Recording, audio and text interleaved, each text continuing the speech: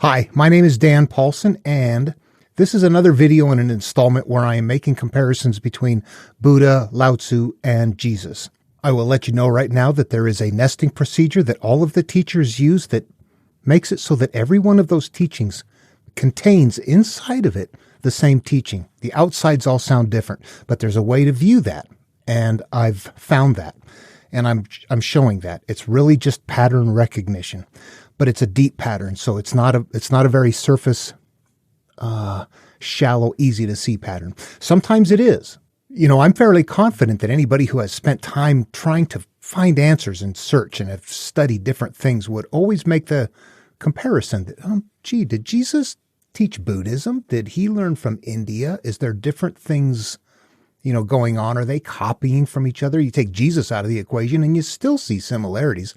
Flood stories from Mesopotamia making it into Jewish literature. And you realize, boy, something is going on there that needs to be looked at. They're all teaching the same thing. None of it is literal. All of it is an inner looking, heal yourself path. But you know what? It's an unpopular path. Few people are going to take it. It is not supernatural. Anyway, I'll post a link down below, or I'll post some links down below to the beginnings of this. I would recommend you start at the introduction and work your way through. There's going to be a lot of cross comparisons back and forth, a lot of repetition going from one to the other, and there will be in this video as well. I'm really trying to, establish the foundation for how this works at the simple verse level first. And I'm just going to keep doing that. Okay, I'll start right on the interpretation now. I'm going to be using the Frederick Max Mueller translation, and I'm going to start right in the beginning, and we'll cover the analogs. And I want to look at multiple layers here. There are 3 layers we can look at in these verses. And we'll just start with the first one and the first verse and the first layer. All that we are is the result of what we have thought. It is founded on our thoughts. It is made up of our thoughts. If a man speaks or acts with an evil thought, pain follows him as the wheel follows the foot of the ox that draws the carriage. Okay, first let me clarify something. I used the term 3 layers there, and if you've been following along on my work, you'll know that in religious text there's a literal, a religious, and then the nested layer, and that I refer to those 3 layers. Those are not the 3 layers we see in Buddhism or in the Tao Te Ching in Taoism.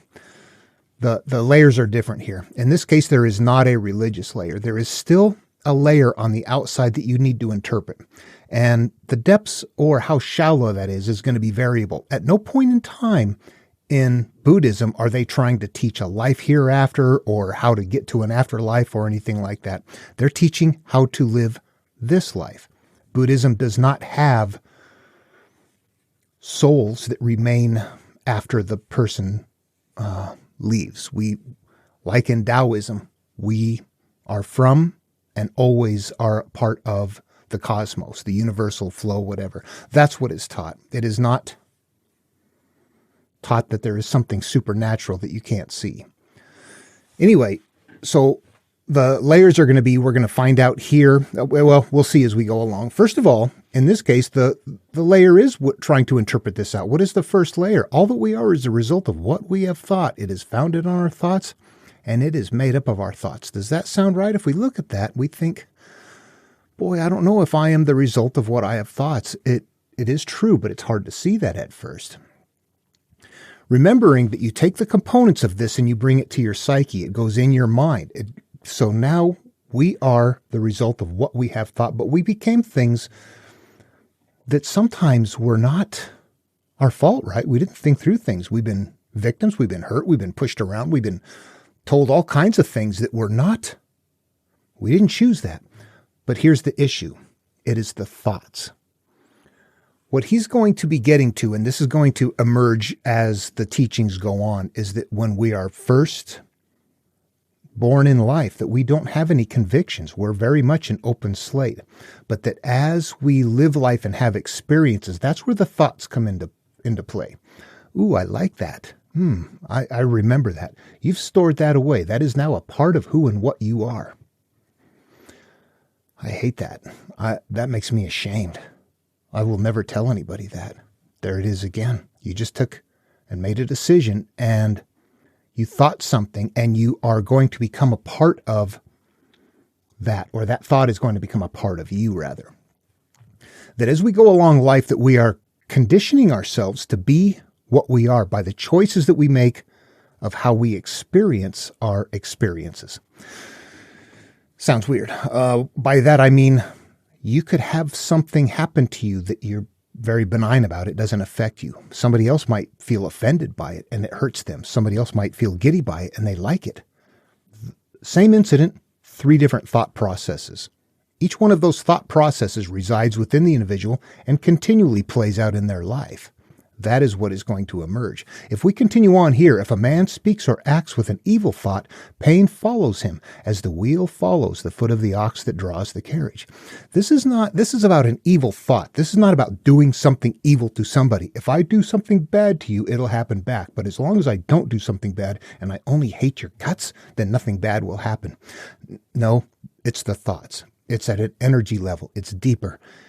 Pain follows him as the wheel follows the foot of the ox that draws the carriage. The analogs we have here is a carriage, a wheel, the foot of the ox. You can imagine, maybe you got a little camera on the back of the foot of the ox, and what you can see is this wheel coming around and around and around.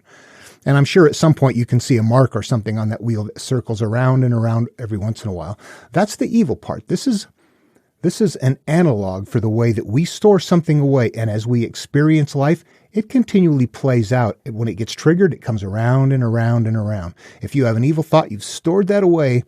I hate something. I don't like something. I'm ashamed about something. As your life progresses, if you've gone along enough in life to witness this, you will recognize that there is something that is repeating over and over again. Every time it gets triggered, like the wheel of, whatever that wheel is that's following the ox that's drawing the carriage, whatever is coming around and around again is based on that evil thought. So there's a layer that we can see right there. It is our thoughts, it is our experiences and how we stored those experiences.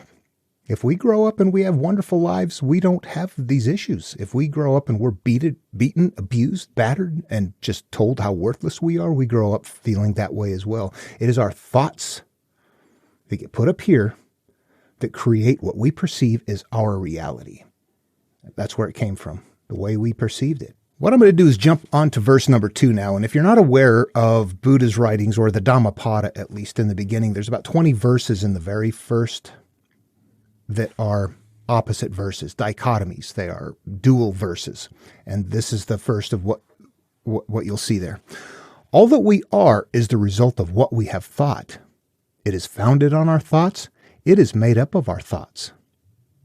If a man speaks or acts with a pure thought, happiness follows him like a shadow that never leaves him. Okay, now when we look at this, what we see is that, first of all, the very first line is exactly the same as the first one. All that we are is the result of what we have thought. It is founded on our thoughts. It is made up of our thoughts. That is verse 1, verse number 2, the first part. Put those off to the side. If a man speaks or acts with a pure thought, happiness follows him like a shadow that never leaves him. There's different analogs being used right here. We're looking at the opposite effect. In the first case, we had a bad thing happen, or something that we put away that was bad, or harm, something that a judgment, hate, shame, somehow something in our past that is affecting the quality of our life or the quality of other people's lives. It's not nirvana. It's not happiness. It's not the kingdom of heaven within. We're looking for that happiness.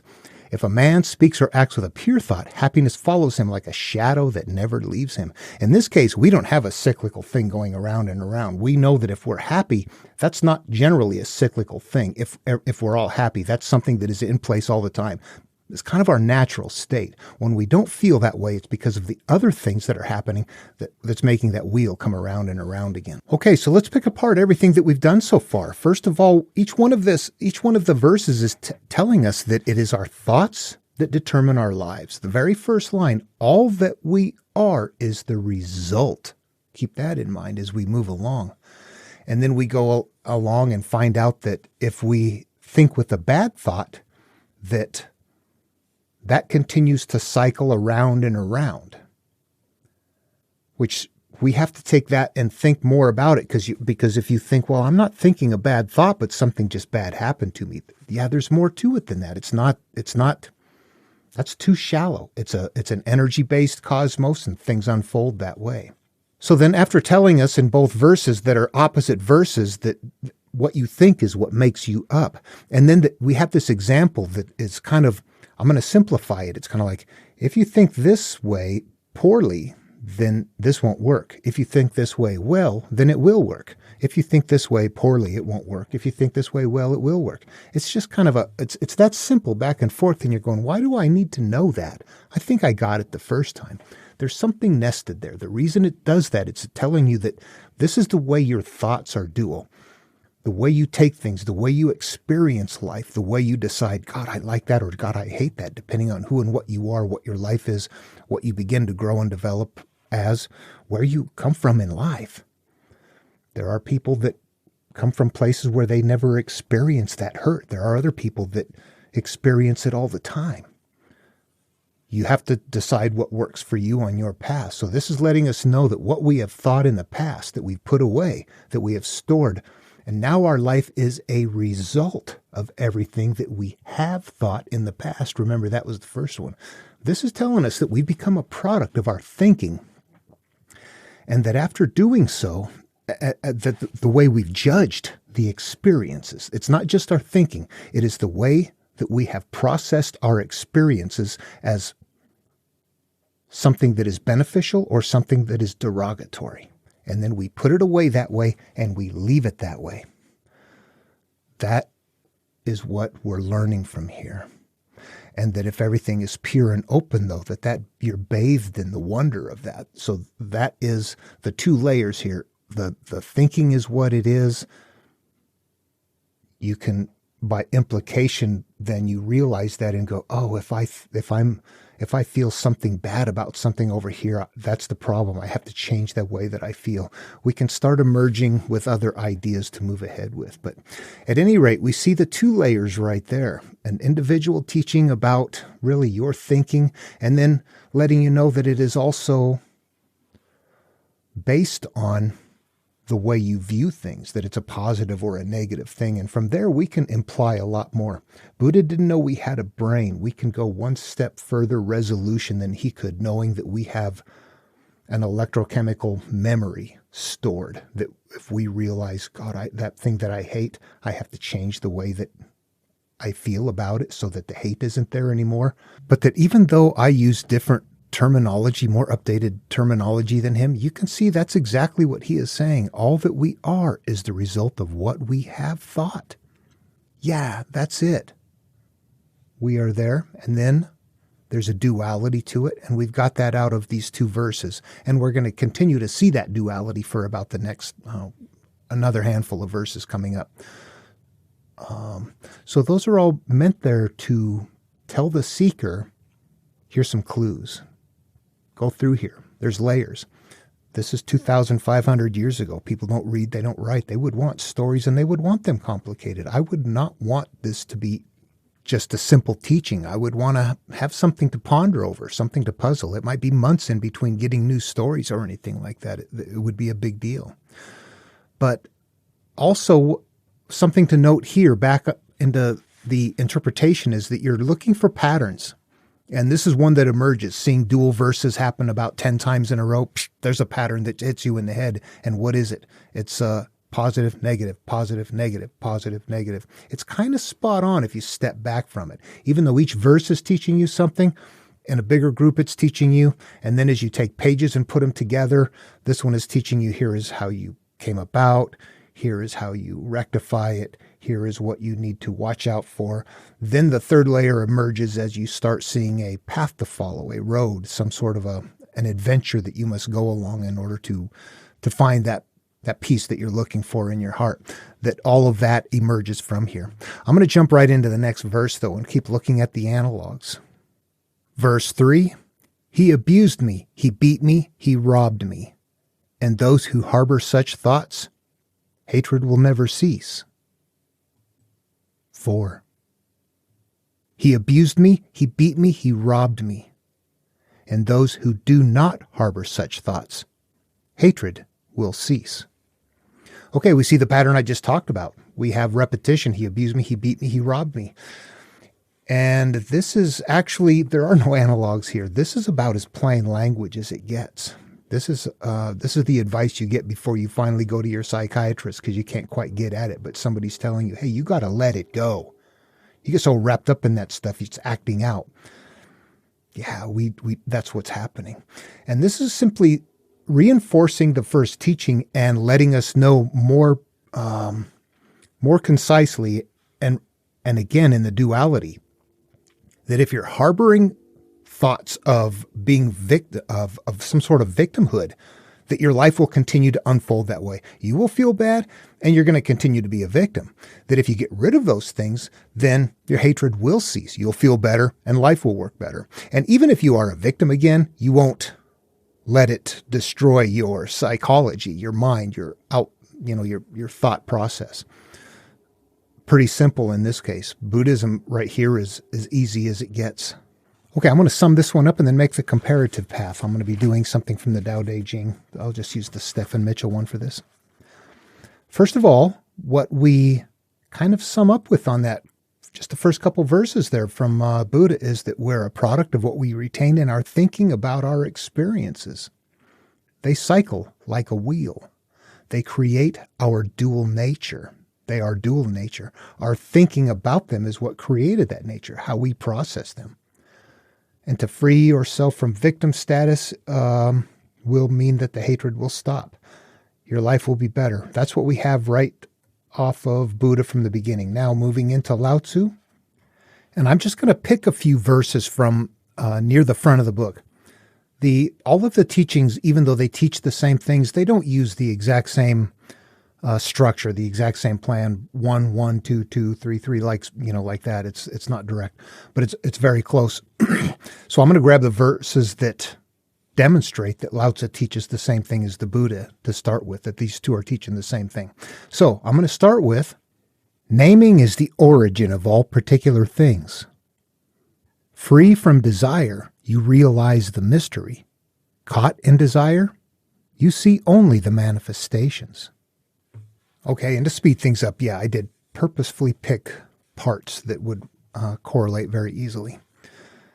When we name the origin of all particular things, what is that? Again, we do the same thing with this as we do with the other spiritual teachings. We take it inside. It's about us. It's about our path. It's about our desire to know what life is about.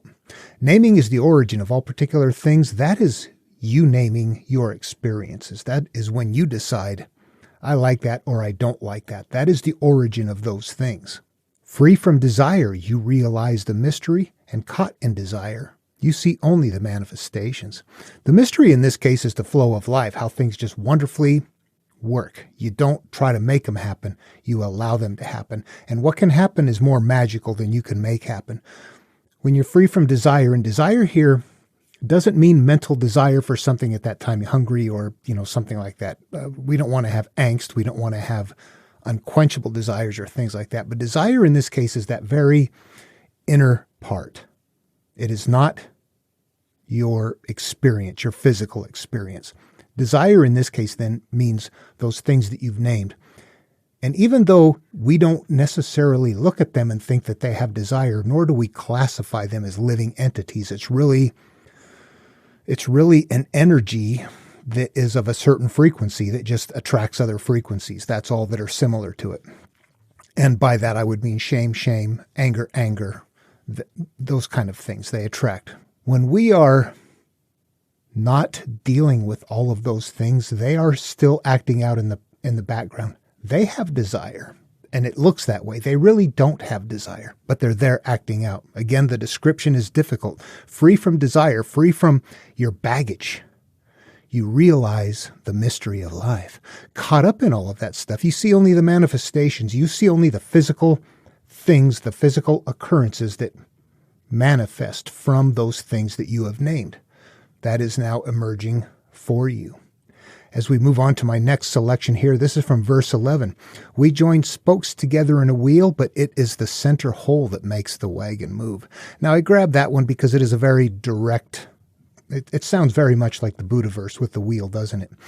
And in this case, yes, those are analogs for something in here. The spokes, probably not important. We're looking to have a wheel. The wheel cycles. It's the center hole that makes the wagon move. In this case, what makes the cycle happen around and around again, the center hole, the hub, that is what our subconscious mind is, our soul, heart, spirit. They are Taoists. They're not talking spirit there.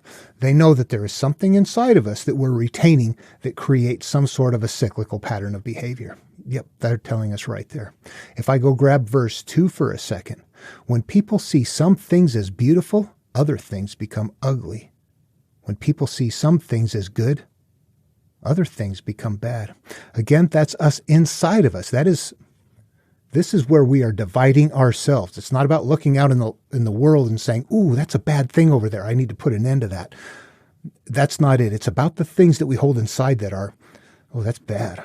I will not even let anybody out know about it. And if it comes out, it's going to lash out, or it's going to be hurtful, or it's going to be something like that, or it's going to be very self-damaging, those sorts of things. So another part of this is right here with it is that we're being shown that we are also creating our duality at the same time we're deciding what things are. I'm going to jump to verse 7. The master stays behind. That is why she is ahead. She is detached from all things. That is why she is at one with them. Because she has let go of herself, she is perfectly fulfilled. All right, we're going to speed it up by just going to the line where she is detached from all things. That is why she is at one with them. We are the she in this case, that we're the master. We are the person in this verse that's doing this, as always. And we want to be detached from things, which means all of those things that we named, that we accumulated in life, that were causing our life to be a problem, that when we detach from them, we become at one with ourselves. We are no longer conflicted. We're no longer divided. We are no longer two. We become at one with them or ourselves. When we become at one with them, we become one. And because we have let go of ourselves, she is perfectly fulfilled. We become fulfilled by letting go of those things. Okay, let's run through a quick just summary of that before we move on to a Jesus comparison.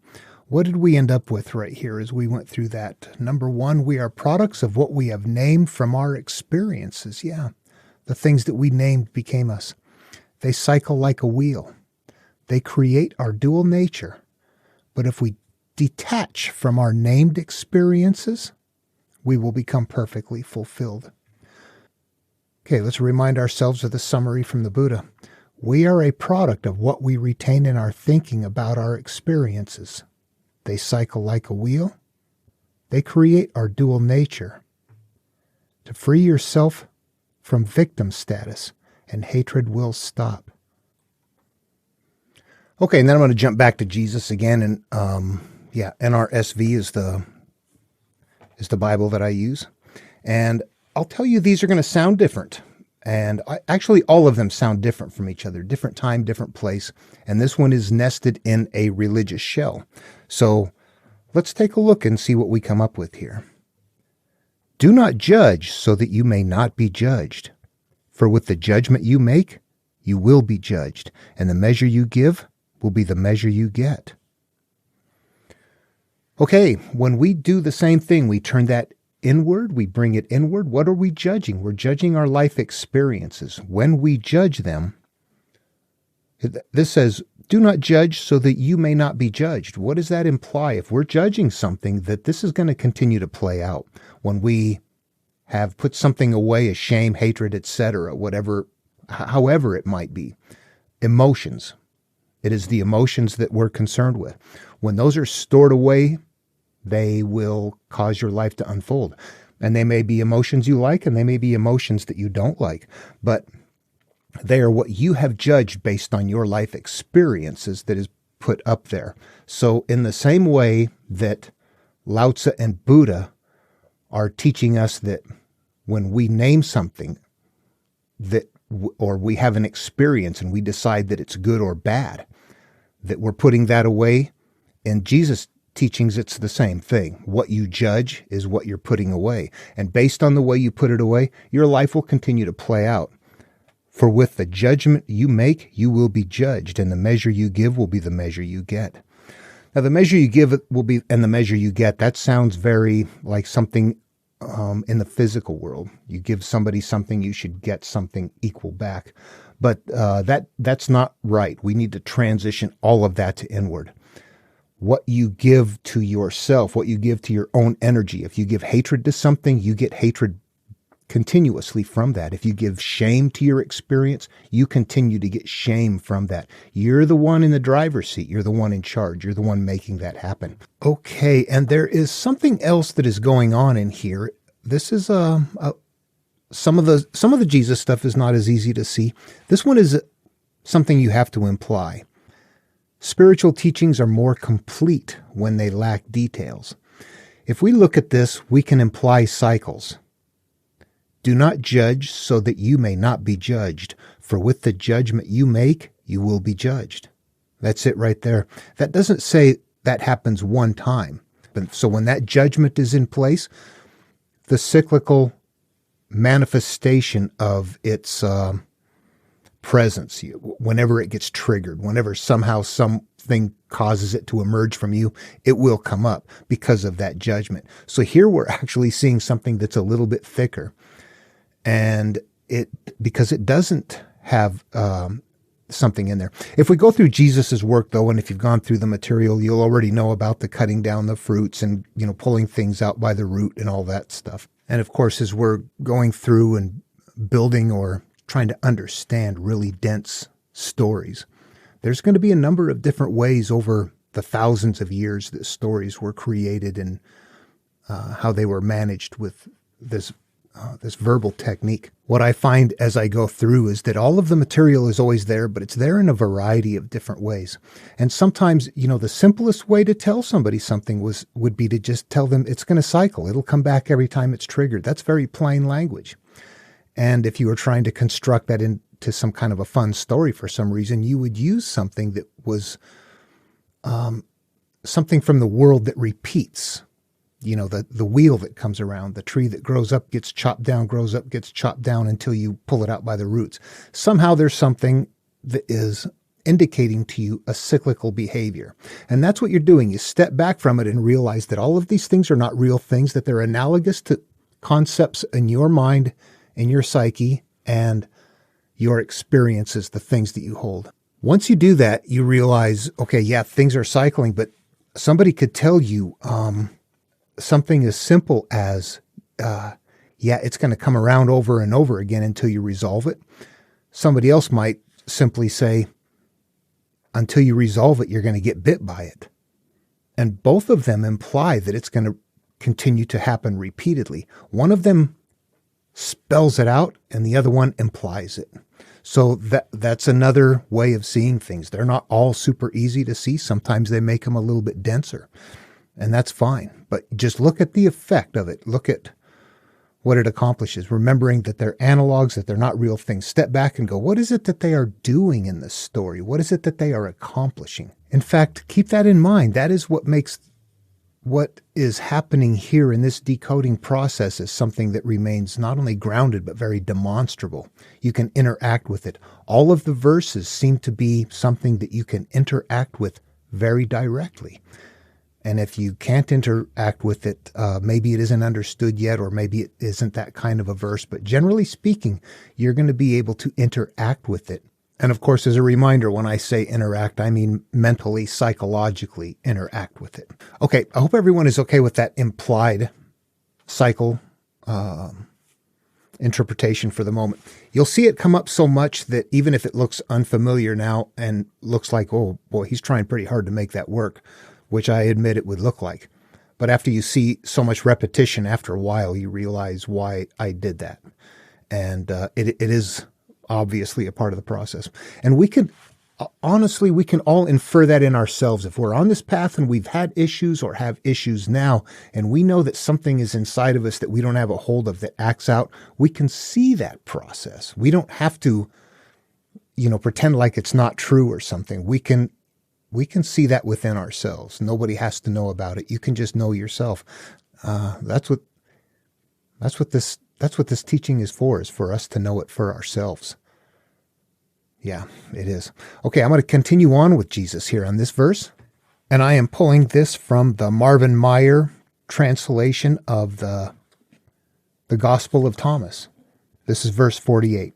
Jesus said, "If two make peace with each other in a single house, they will say to the mountain, 'Move from here,' and it will move." Okay, these should be getting pretty simple and easy to follow along with by now, but I'm going to continue the repetition. So what we have is two needing to make peace with each other in a single house. That's what we have to grab, the two making peace, single house, and say to the mountain, "Move from here," and it'll move. So we got two things going on. First of all, two need to make peace in a single house. Let's take care of that first. We're the house. We are the single house, and the two is we've become divided. We have become two people over time. It goes along with other teachings prior to and beyond this. And then the second part, they will say to the mountain, "Move from here," and it will move. So the mountain is a metaphor for what? It's got to be just an obstacle. And this is an example of where you can see analogs varying from place to place. Mountain, in this case, sounds like an obstacle to overcome. What is it doing? It's carrying an effect. And in this case, the mountain is serving as something that is in your way. In other stories, you might have to go teach from a mountaintop after gathering the components you need to tell the story, that the mountain is an elevated position to teach from. And in that case, the mountain is an analog, but it has a different meaning now. But what you do to see the difference is what effect do they have? What are they doing? What purpose do they serve in the story that is not literal, that is analogous to an inner search for peace. So in this case, really we're looking at having obstacles in our lives that develop as a result of becoming two, as becoming dual, and that in becoming single again, then we should have no difficulty resolving those issues. And to finish up with this comparative section right here, I'm going to jump back to the New Revised Standard Bible and read one more verse from Matthew 5:4. "Blessed are those who mourn, for they will be comforted." And I covered these ones quite a bit, but we'll do that again. When you mourn inside, you're mourning the things that you have hidden away.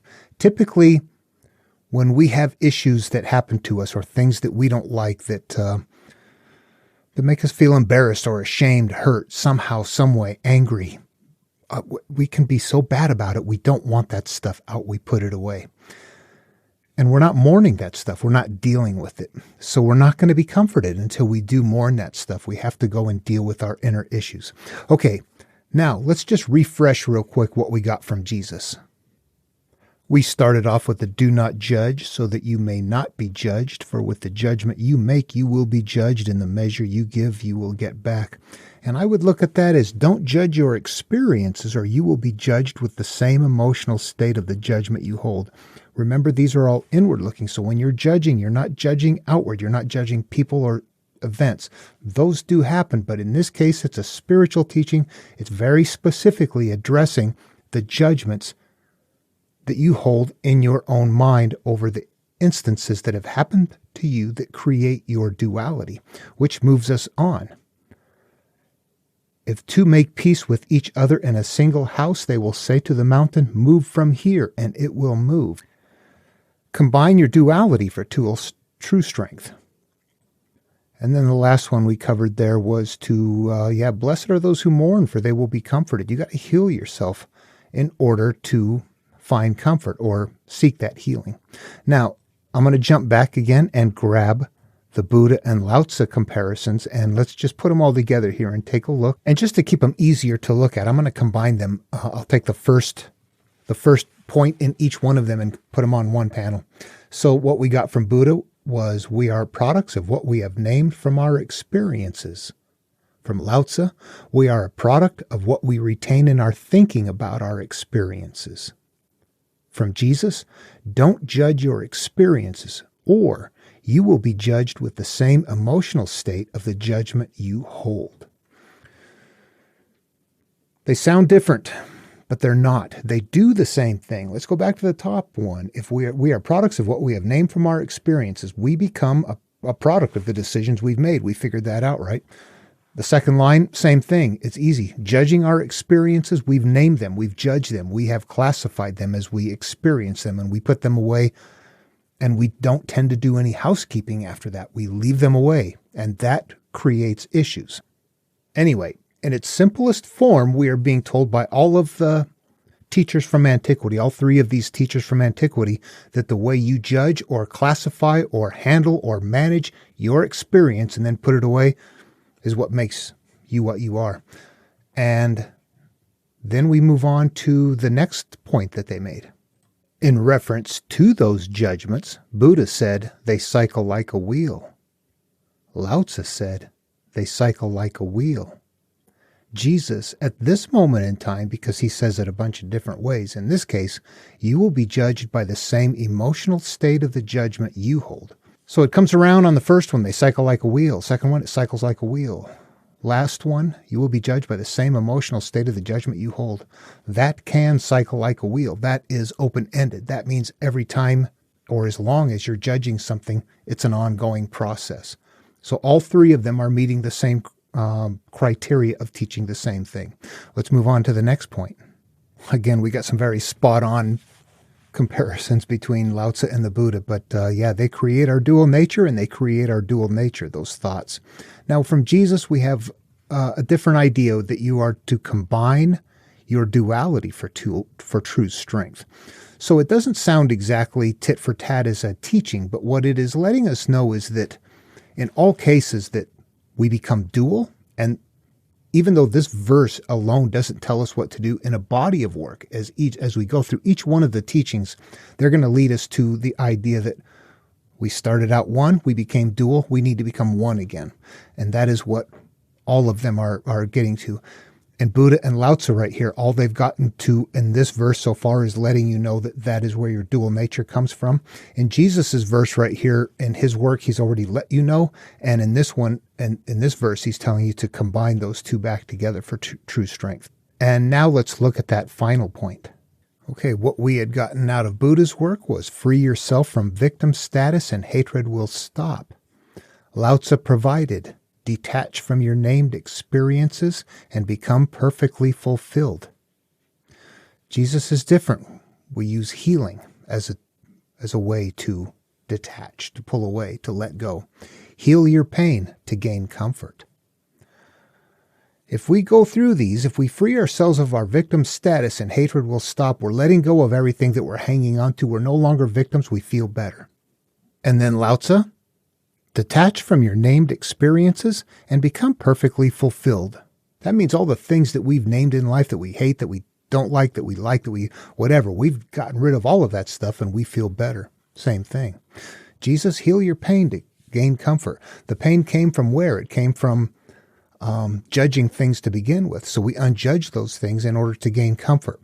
Okay, so as we go through them, remembering that these are, they're lifestyles for a time and a place and a culture back then. This is a lifestyle.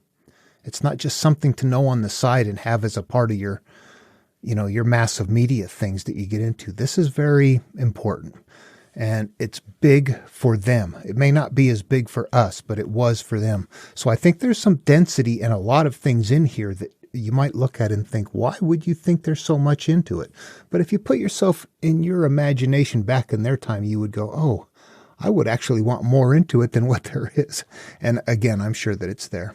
Anyway, I'm going to bring this video to a close. I did some comparisons there. And in all honesty, I'm kind of struggling with this series right now. I'm still kind of unguided. I know what I want to do, and I'm building up to it. I want to come back with a video in the near future, just going through Jason and the Argonauts. I've mentioned that before. It's pretty simple to see that one. It's a pretty straightforward flow. So it's a good one to take an entire hero's journey, one of the epic myths, and take it through from start to finish and show how that big whole story plays out inside of the person, because that is what all of this builds up to. These short verses are teaching verses for people that didn't have time, but there were big stories that were very fun and they're going to lead someplace. And I have, for myself, I believe that if you find all of the sequential steps in the hero's journey that exists in all of the, or much of, I'm just blabbering away here. This is an unscripted part. This should be a blooper thing. Anyway, all right. I hope you enjoyed this video, and I feel like I'm going to mercifully bring it to an end. Love one another, and I'll see you in the next video.